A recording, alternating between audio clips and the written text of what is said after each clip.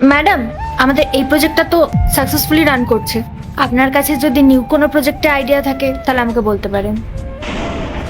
Madam, আমি আসছি তাহলে। হ্যাঁ, তুমি যাও।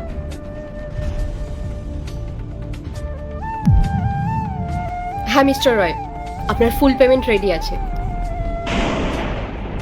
স্নেহা, পেমেন্টটা কোথায় গেল? পেমেন্ট কোথায় রেখেছিলেন ম্যাডাম? না না, বলছিলাম ক্যাশ রেডি আছে, 2 দিনের মধ্যে আপনি টাকাটা পেয়ে যাবেন। ডোন্ট ওয়ারি, কাল দেখা হচ্ছে। হ্যাঁ স্নেহা, এখানে মিস্টার রয়ের জন্য 3 লাখ টাকা রেডি করা ছিল, টাকাটা কোথায় গেল? 3 লাখ টাকা? ম্যাডাম, ড্রাইভার না অফিসে এসেছিল, ও নেয়নি তো? গোপাল, গোপাল, হ্যাঁ ম্যাডাম বলুন। এখানে মিস্টার রয়কে দেওয়ার জন্য 3 লাখ টাকা রাখা ছিল, ওগুলো কোথায় গেল? ম্যাডাম, আমি কি করে জানবো? আমি তো দেখিনি। যদি তুমি না নাও তাহলে টাকাগুলো কে নিল? হ্যাঁ, তুমি গেলে তারপরে টাকাগুলো উধাও হয়ে গেল। তাহলে এখান থেকেই তো বোঝা যায় যে টাকাগুলো তুমিই নিয়েছো। ম্যাম বিশ্বাস করুন, আমি সত্যি কথা বলছি, আমি টাকাগুলো নেইনি।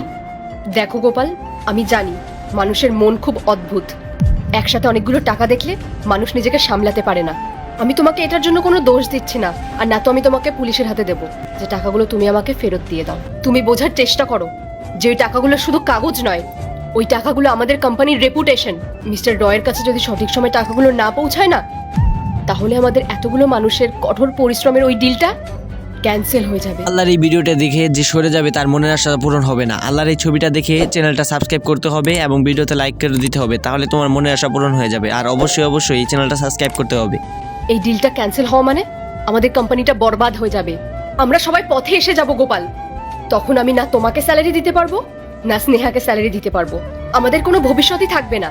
আচ্ছা গোপাল, আমি কি তোমার জন্য কিছুই করিনি?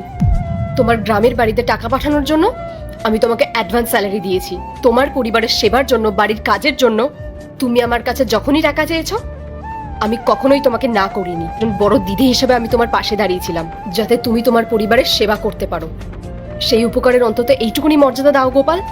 কোম্পানির টাকা চুরি করো না। দেখো গোপাল, আমি মালিক হয়ে তোমার সামনে হাত জোড় করছি, তুমি টাকাটা ফিরিয়ে দাও। আমি তোমাকে কথা দিচ্ছি, তোমার যদি আরো টাকার প্রয়োজন হয়, আমি আমার ব্যক্তিগত টাকা থেকে তোমাকে টাকা দিয়ে দেব, কিন্তু তুমি কোম্পানির এই ডিলটা নষ্ট হতে দিও না। ম্যাডাম, আমি টাকাগুলো তো চুরি করিনি, আমি কোত্থেকে ফেরত দেবো? আপনি আমাকে যেটুকু মায়না দেন আমি তো সেটুকুই নিই। ম্যাডাম, এরা না এরকমই হয়, একটু টাকা দেখলেই না এরা আর লোভ সামলাতে পারে না, আর যেখানেই টাকা দেখে সেখানেই দৌড়ায়। ওর কি একটু লজ্জা হয়নি? ও এতদিন ধরে এখানে কাজ করছে, আর আজ এতটাই সীমা ছাড়িয়ে গেল যা চুরিও করছে, তা আবার বসের সামনে চুরি করছো।